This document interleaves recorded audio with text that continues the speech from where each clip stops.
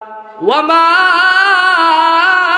আরসালনাকা ইল্লা রাহমাতাল লিল আলামিন।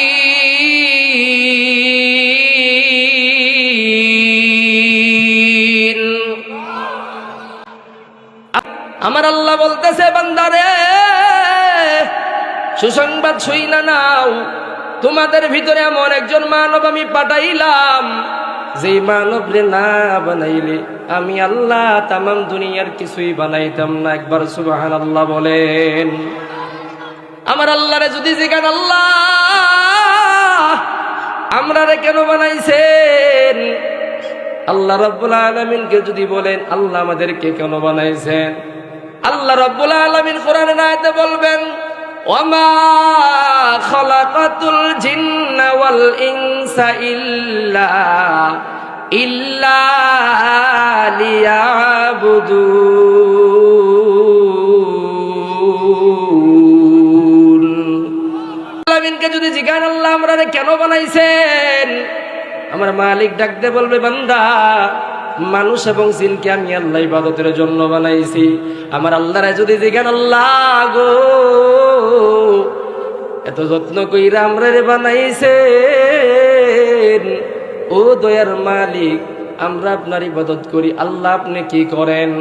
আমার মালিক ডাকতে বলবে, ও দুনিয়াবাসী রে, শুইনা নাও যাইনা নাও, আমি আল্লাহ আমি আমার বন্ধু নবীর প্রতি দরুদ পাঠ করি। চিল্লায় বলেন সুবহানাল্লাহ, এ চিল্লায় বলেন সুবহানাল্লাহ। আমার আল্লাহ ডাকতে বলতেছে, ও দুনিয়ার মানুষ, হুশ হইয়া শুইনা নাও,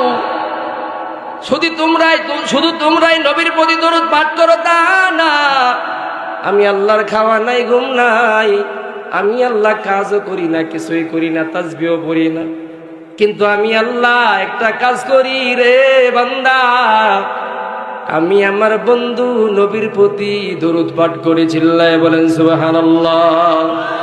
কেমন দাবি নবী পাইছো গো? ওই নবীর উম্মত হইতে পাইরা খুশি হইছেন না বেজার হইছেন?